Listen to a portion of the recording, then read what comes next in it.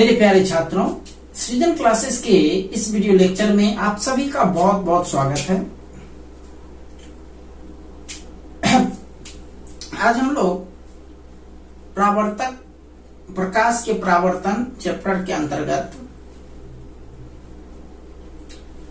अवतल और उत्तल दर्पण में अंतर, उसके बाद अवतल दर्पण, उत्तल दर्पण या फिर समतल दर्पण की पहचान कैसे करेंगे उसके विषय में, और इसके उपयोग के विषय में, दर्पण के उपयोग के विषय में, उसके अलावा चिन्ह परिपाटी, अनुबद्ध, फोकस, आवर्धन, इन सब चीजों के बारे में हम लोग आज अध्ययन करने वाले हैं। ठीक है, तो आज सबसे पहला टॉपिक हम लोग अवतल और उत्तल दर्पण में क्या अंतर होता है उस पर हम लोग डिस्कस करेंगे।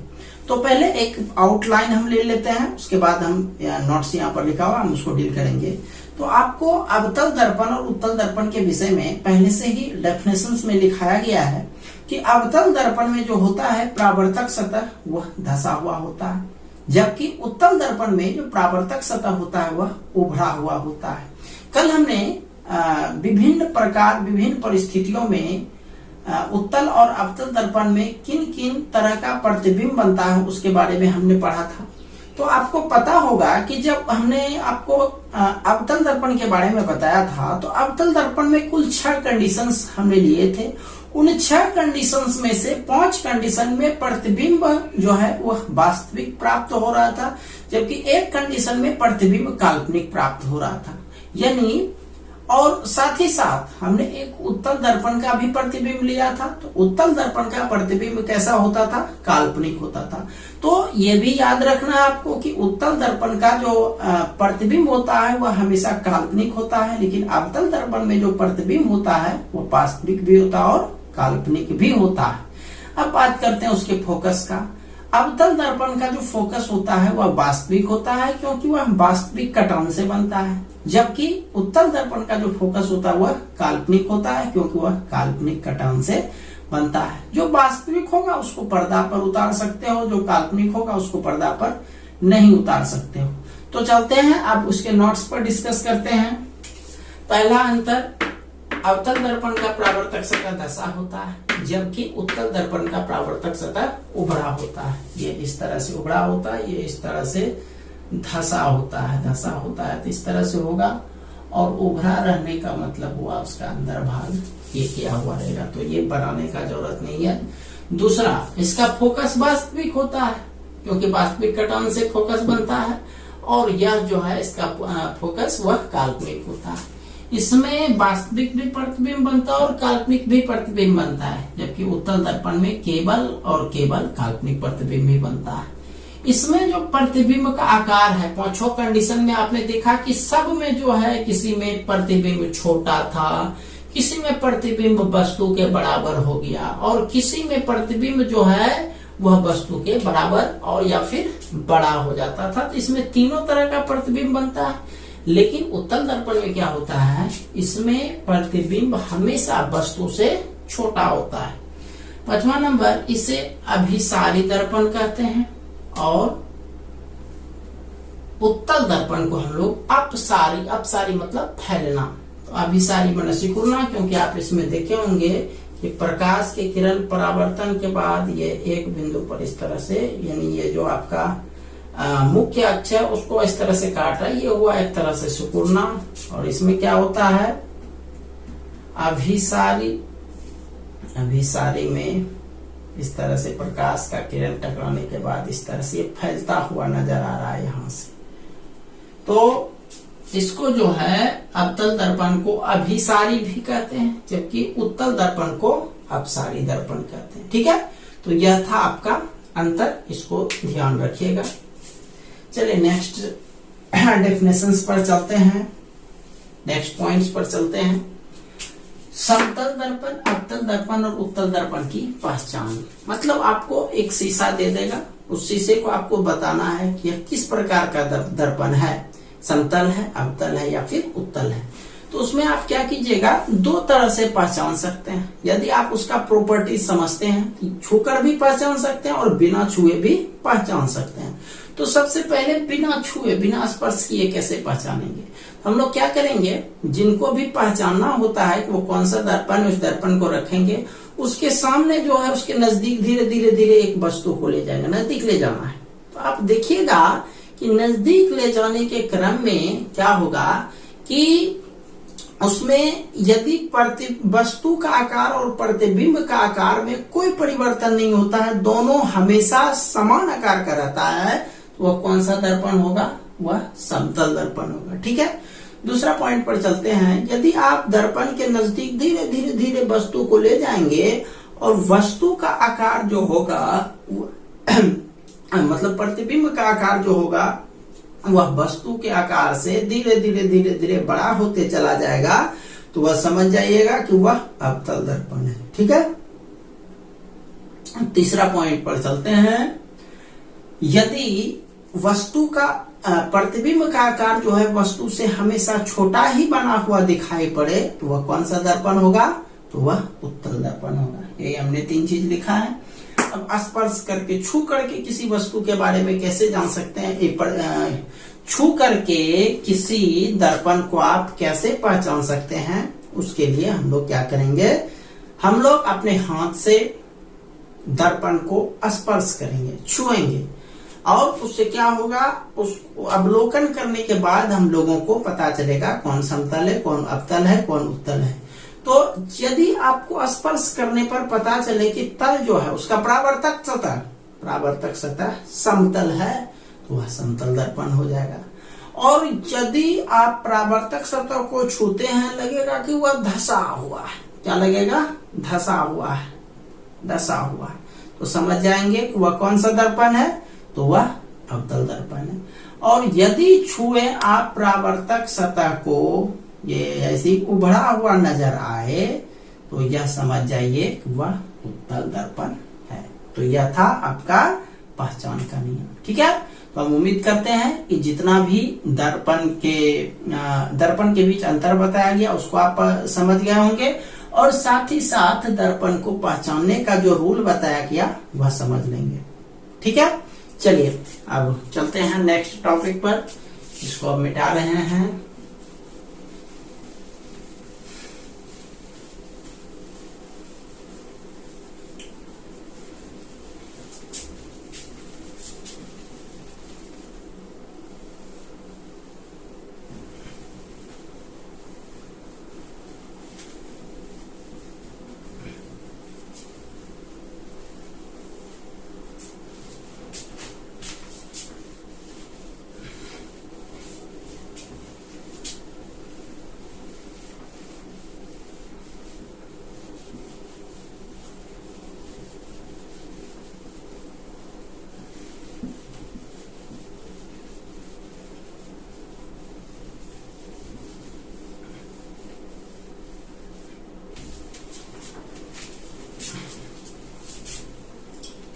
चलिए अब नेक्स्ट टॉपिक पर चलते हैं।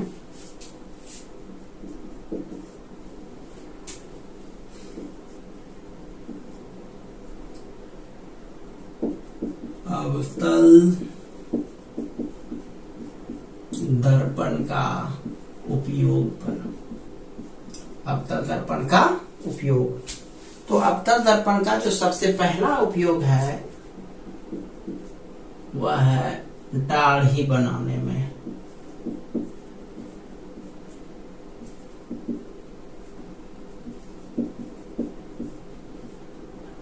दाढ़ी बनाने का मतलब हुआ हजामती दर्पण के रूप में, इसको बोल सकते हैं हजामती दर्पण के रूप में। यह आपका पहला उपयोग हो गया। दूसरा उपयोग चलते हैं सोलर कुकर। सोलर कुकर आप समझते हो, सोलर कुकर एक ऐसा कुकर होता है, एक ऐसा पात्र या बर्तन होता है जिसमें जिसको यदि आप धूप में रख देंगे तो धूप के गर्मी मतलब वह धूप के कारण वह जो है खाना बनाता है, यानी उसमें जो भी आपको बनाना है उसमें डाल दीजिए, खास करके चावल या फिर दाल या फिर सब्जी, तो वह सब जो है आपका क्या होगा, वह पक करके तैयार हो जाएगा। ऐसा करते हैं तो ठीक है। तो ये सोलर कुकर में जो है ज्यादा हीट जो आता है, ज्यादा उष्मा जो मिलता है, वह उष्मा मिलने का मुख्य वजह क्या है, उष्मा मिलने का मुख्य वजह यही है अवतल दर्पण। तो सोलर कुकर में परावर्तक सतह के रूप में, परावर्तक सतह के रूप में इसका उपयोग होता है। ठीक है। तीसरा चीज,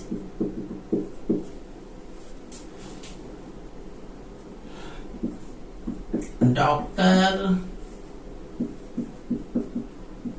आंख, नाक, गला आदि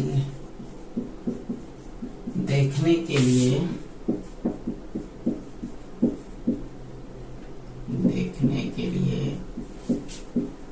अवतल दर्पण का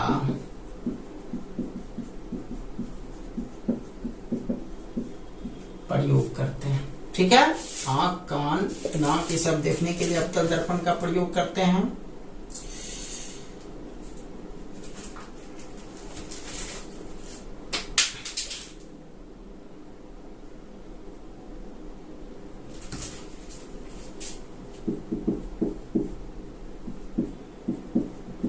गाड़ी का हेडलाइट,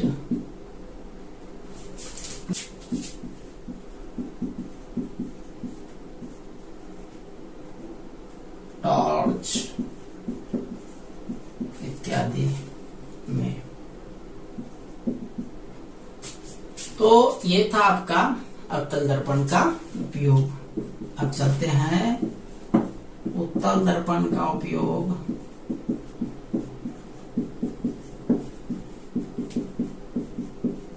उत्तल दर्पण का उपयोग, पहला उपयोग स्ट्रीट लाइट के रूप में। स्ट्रीट लाइट का क्या मतलब हुआ कि गांव सब में, गली गली में जो लाइट होता है उसमें हम लोग उत्तल दर्पण, सड़क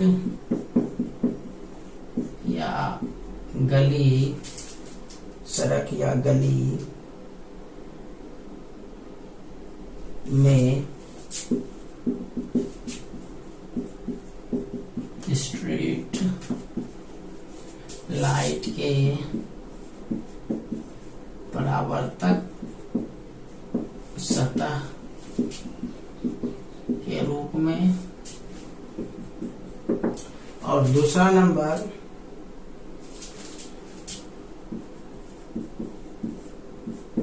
साइड मिरर के रूप में, साइड मिरर के रूप में। तो देखिए आप लोग जरा सा ध्यान रखिएगा, ये लिखा हुआ है गाड़ी का हेडलाइट, वो अवतल दर्पण का जो उपयोग होता है हेडलाइट, और यहाँ पर है साइड मिरर। तो इसमें थोड़ा सा कंफ्यूजन हो जाता है, ध्यान रखिएगा। साइड मिरर, मिरर क्या होता है, मिरर का मतलब एक तरह से आईना हो गया। तो वो क्या करता है, जब मिरर के रूप में साइड मिरर, यानी जो साइड में आईना आप देखते हो, वह आईना जो होता है वह उत्तल दर्पण होता है, क्योंकि वह जो है एक बहुत बड़ा परावर्तक क्षेत्र बनाता है, बहुत बड़ा क्षेत्र को वह कवर करता है, बहुत दूर के वस्तुओं को उससे देख सकते हैं।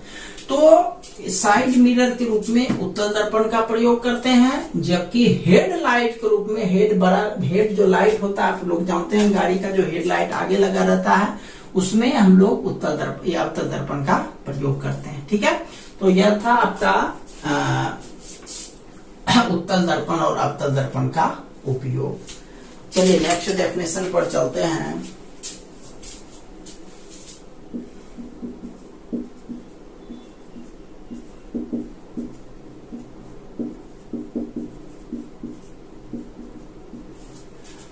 अनुबद्ध फोकस।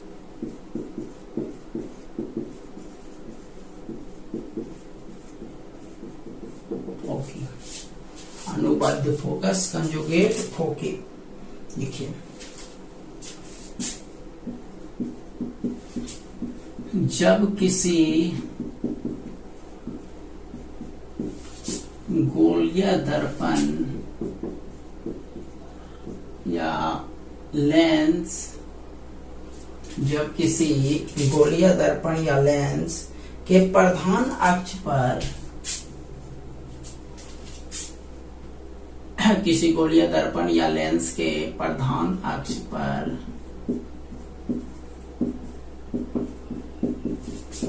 ऐसी दो बिंदुएं जिसमें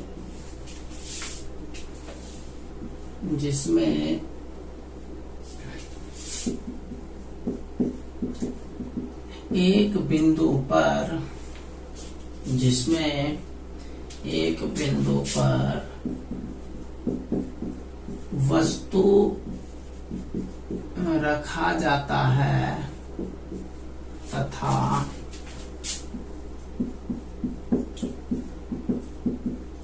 दूसरे बिंदु पर, एक बिंदु पर वस्तु रखा जाता है तथा दूसरे बिंदु पर उसका प्रतिबिंब प्राप्त होता है, दूसरे बिंदु पर उसका प्रतिबिंब प्राप्त होता है, तो वे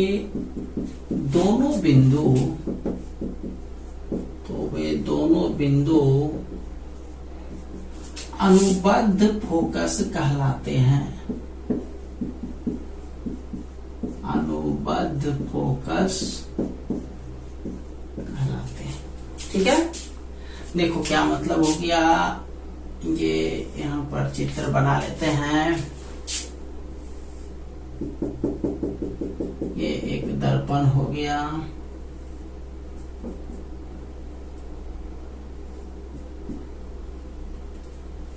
ठीक है। इस दर्पण में ये हो गया फोकस, ये हो गया वक्रता केंद्र। यहाँ पर हम एक वस्तु को रख रहे हैं। ये प्रकाश का किरण ऐसे गया यहाँ तक और किससे टकराएगा, ये फोकस से ये टकराया और दूसरा सी से होते हुए जाएगा। अब देखो ये वस्तु का प्रतिबिंब बना, ओ इसका नाम दे देते हैं ओ डैश। वैसे तो इमेज बना तो आई लिखना चाहिए, ओ डैश लिख दिए, कोई दिक्कत नहीं है। तो यहाँ पर देखो ये आपका ओ से लेकर के पी तक, यह आपका क्या है, यह एक मुख्य अक्ष हो गया। मुख्य अक्ष पर दो बिंदु, एक बिंदु ओ और दूसरा बिंदु ओ डैश। तो ओ पर वस्तु को रखा जाता है, उसका प्रतिबिंब ओ डैश पर बनता है। तो दोनों बिंदु ओ और ओ डैश, वह दोनों एक दूसरे के क्या कहलाएंगे, दोनों एक दूसरे के अनुबद्ध फोकस कहलाएंगे। यहाँ पर चित्र के नीचे लिख देंगे, यहाँ ओ और यहाँ ओ डैश अनुबद्ध फोकस है। ओ डैश अनुबद्ध फोकस है। चलिए पूरा कर लीजिए उसको।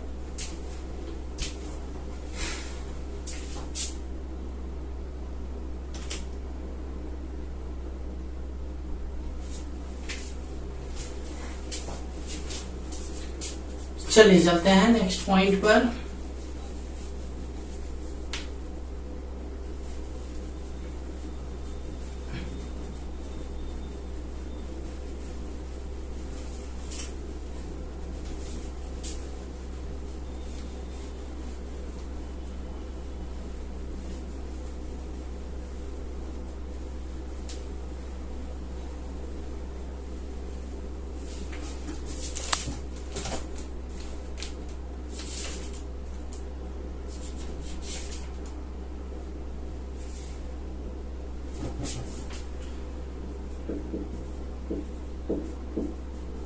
चिन्ह परिपाटी,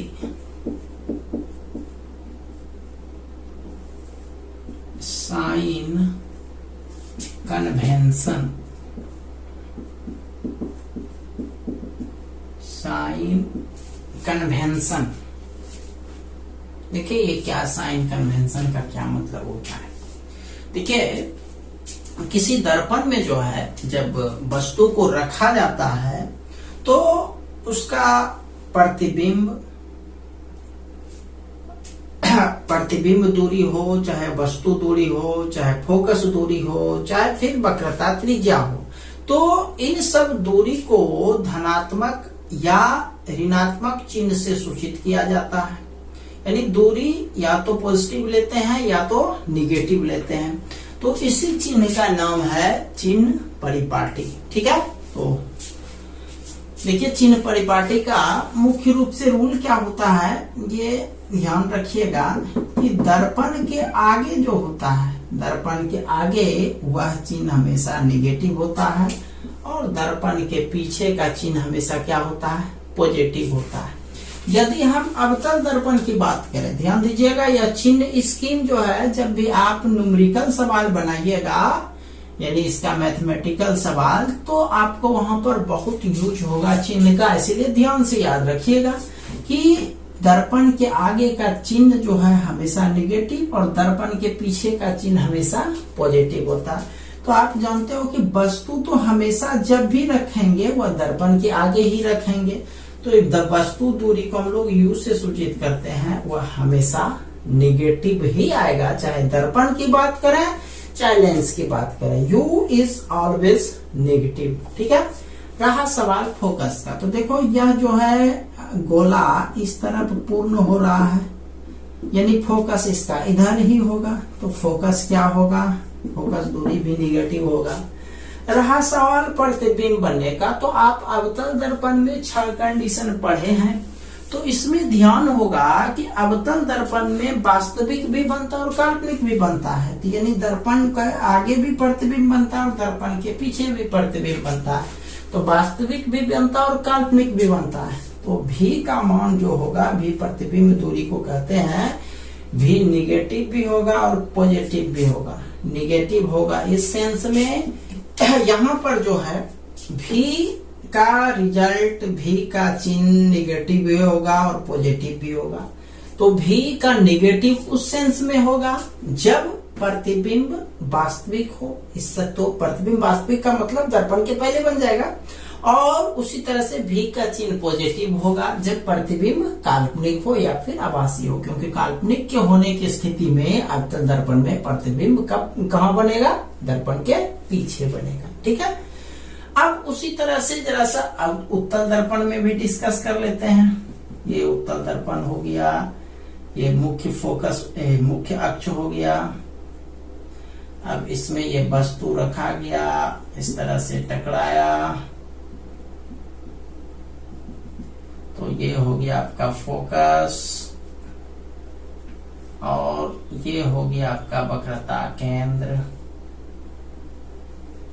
तो देखो वस्तु तो हमेशा दर्पण के आगे रखा जाता है, तो यू का चिन्ह तो हमेशा निगेटिव बताए, तो आपको ये बताया यू उत्तल दर्पण हो चाहे अवतल दर्पण हो, यू का चिन्ह हमेशा क्या होगा, निगेटिव होगा।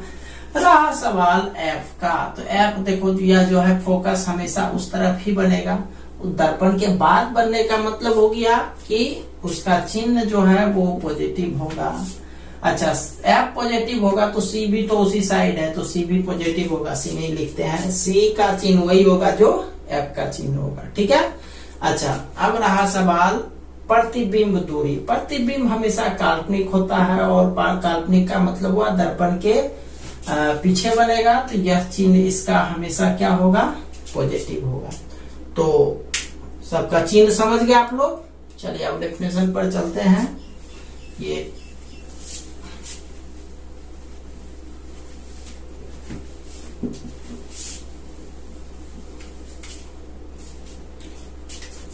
देखिए किसी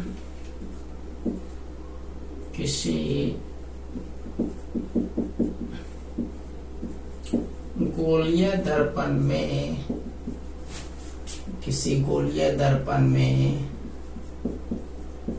वस्तु दूरी u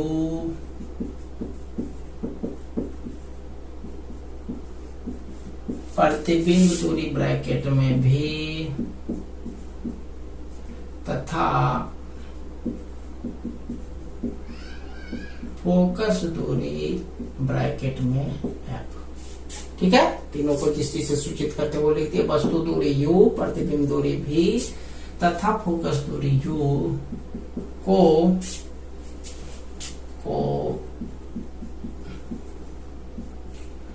धनात्मक या ऋणात्मक चिन्ह से सूचित किया जाता है,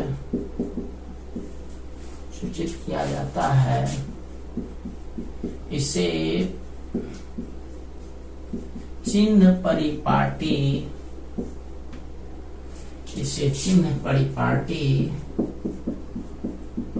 कहते हैं। चिन्ह परिपाटी कहते हैं। सामान्यतः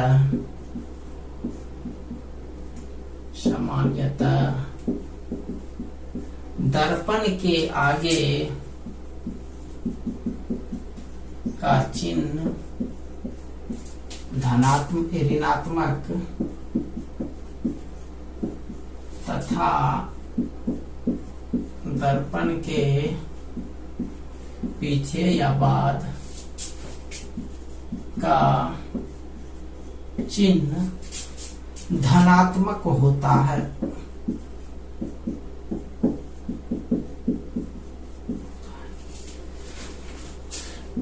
चिन्ह परिपाटी इस प्रकार है। आपको हम एक्सप्लेन पहले कर चुके थे, अब आप याद रखिएगा। यहाँ पर हम लिख देते हैं अवतल दर्पण, उत्तल दर्पण, दोनों के लिए हम चिन्ह लिखते हैं U आपको बताए थे, U हमेशा निगेटिव होता है क्योंकि वस्तु को हमेशा दर्पण के आगे ही रखते हैं। F अवतल दर्पण में F निगेटिव होता है जबकि उत्तल दर्पण में F पॉजिटिव होता है। F हो गया V का चिन्ह जो है वह दो अवतल दर्पण के लिए निगेटिव भी होता है और पॉजिटिव भी होता है, जबकि उत्तल दर्पण के लिए सिर्फ पॉजिटिव होता है। तो ये जो दो को अलग अलग चिन्ह है, निगेटिव होता है वास्तविक प्रतिबिंब के लिए और ये होता है काल्पनिक प्रतिबिंब के लिए, वास्तविक प्रतिबिंब के लिए और काल्पनिक प्रतिबिंब के लिए। ठीक है, तो इसको आप लोग ध्यान रखिएगा चिन्ह परिपाटी को। ठीक है, चलिए चलते हैं नेक्स्ट पॉइंट पर।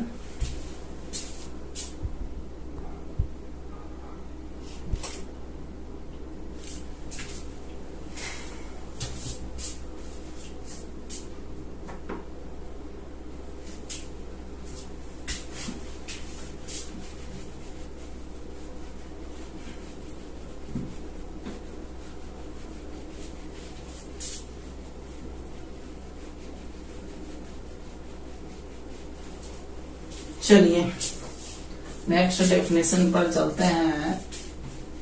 आवर्धन,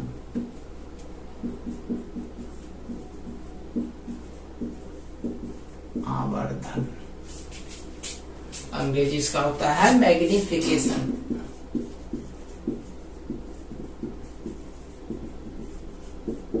मैग्निफिकेशन किसी दर्पण में प्रतिबिंब की ऊंचाई तथा वस्तु की ऊंचाई के अनुपात के अनुपात को आवर्धन कहा जाता है। आवर्धन कहा जाता है। इसे m से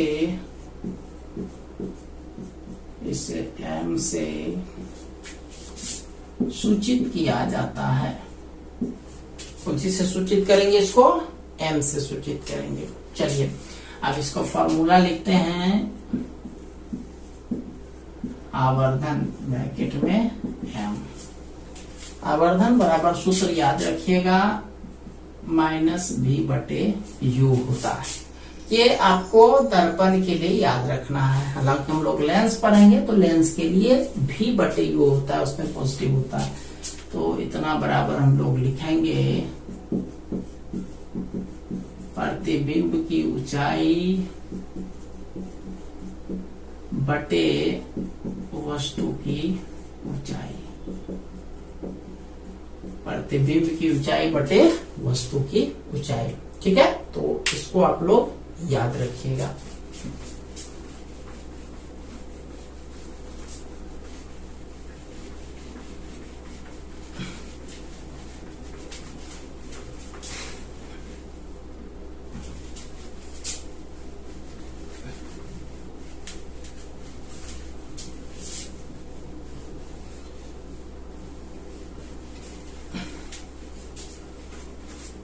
तो इस चैप्टर का लगभग जो भी थ्योरेटिकल पार्ट्स था वो समाप्त हो गया। अब कुछ इसका सूत्र हम लोगों को प्रूव करने के लिए बाकी है, जिसमें अवतल दर्पण में फोकस दूरी और वक्रता त्रिज्या के बीच क्या संबंध होता है, उत्तल दर्पण में फोकस दूरी और वक्रता त्रिज्या के बीच क्या संबंध है, ये संबंध हो गया। उसी प्रकार दर्पण सूत्र को हम लोग प्रूव करेंगे। ये दो चीज, और तीसरा चीज न्यूमेरिकल। ये एक तरह से 3 चीज आप लोगों को पढ़ाने में के लिए बाकी रह गया है। तो आज इतना ही रहने देते हैं। हम लोग मिलते हैं नेक्स्ट क्लास में। कल हम लोग दर्पण में फोकस दूरी और वक्रता त्रिज्या के बीच संबंध कैसे स्थापित करना है उसके बारे में कल पढ़ेंगे। ठीक है, तो आज के लिए इतना ही। तब तक के लिए आप सभी का बहुत बहुत धन्यवाद।